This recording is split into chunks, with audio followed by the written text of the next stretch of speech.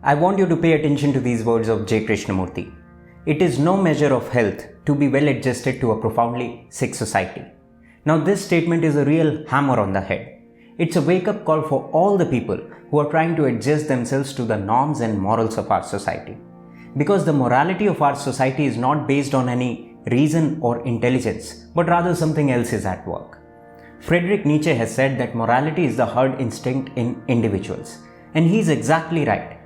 Our morality is not based on our own individual intelligence. Strangely, we have a very ridiculous criteria to decide what is right or wrong. If something is being accepted by the masses, then it becomes right for us. And if something is being rejected by the masses, then it becomes wrong for us. This is usually how the morality meter of our society works. And it is so foolish and strange. Why? First off, what is the criteria to decide whether the majority is normal or right? Who should be thought of as the norm? There is no criteria.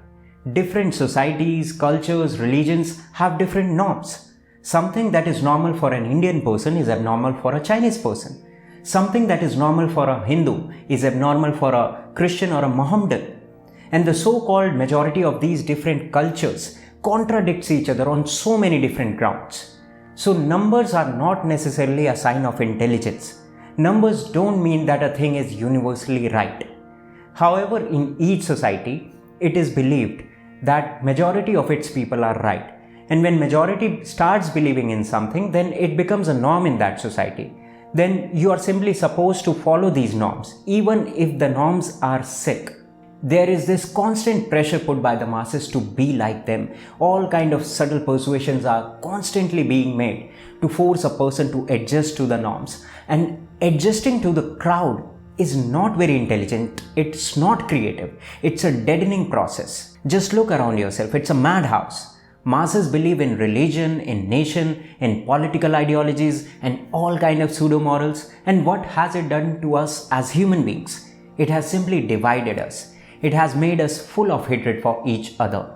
People are abusing each other. They are pulling down each other. Why? Just because they have identified themselves with a particular race, nation, or religion. It seems as if people don't have the guts to stand alone. They cannot remain unidentified. They are so desperately seeking to become a part of the mob psychology. And mob psychology is brutal. It is aggressive. It is heartless. Hatred is insane. Not only for the one who's being hated, but the one who hates also suffers. But the way the world functions, it seems as if we need more hate than love. That's the reason why you will find in movies that murder is allowed. It remains uncensored. It's not called obscene, but lovemaking is called obscene. It is censored. Isn't it strange that murder is not called obscene and love is called obscene? Isn't it strange that war is alright, but love is not alright?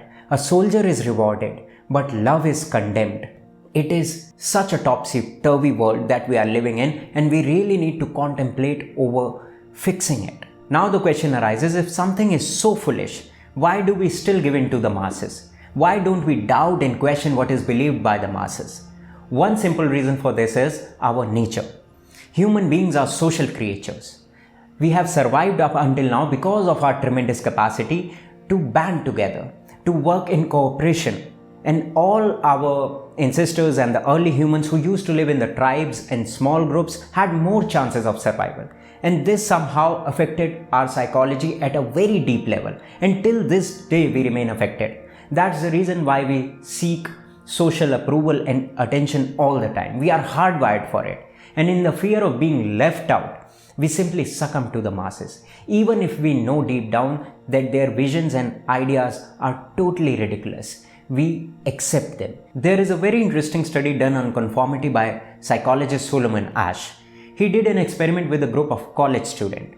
And the interesting thing about this experiment was that he formed different groups of students, and in each group there was just one real participant. And rest of the group members were actors who were supposed to behave in the way that they were instructed by the psychologist. Now the real focus of the study was to see that how the real participant would react to the behavior of other group members. It was a simple perceptual task. All the group members were given two different cards. On first card, there was a single line. On the second card, there were 3 different lines marked as 1, 2, 3. And one of these lines was similar in length with the line on the first card, and rest of the 2 lines were clearly longer and shorter. All the participants were asked a simple question that which of these lines is similar in length with the line on the first card. It was a very simple question.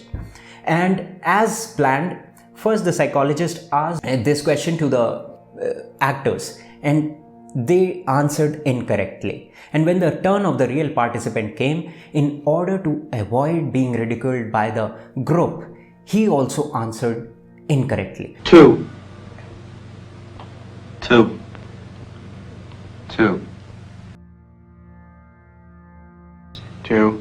Most of these college students answered incorrectly. So you can get the idea of how much the mob means to us. We are so lost and unsure of ourselves that even if we know something to be so obviously wrong, we still do it. Why? Because the masses are doing it. I found something really interesting in the book called Influence. I want to read it out. Whether the question is what to do with an empty popcorn box in movie theater, how fast to drive on a certain stretch of highway, or how to eat chicken at a dinner party, the actions of those around us will be important in defining the answer. And this is exactly how we decide what is right or wrong. We don't use our own intelligence. For us, if the masses approve, a thing becomes right. Our morality comes from the outside. But there is another kind of morality that comes from within, that comes from doubting the ready-made answers. And my whole effort here is to make you more inquisitive and curious, so that you don't accept everything blindly, so that you don't believe what is right or wrong on the basis of what other people have said. I want you to examine and inquire on your own whether a thing is right or wrong. Your own intelligence, your own perception should become your answer. I want you to have the guts of standing alone and doubting the masses, challenging the masses. Sometimes it's going to be difficult, but it's all right, because it is much more satisfying to walk a single step on the path of truth than living a lie with thousands of people, than living a lie with the crowd, the mob.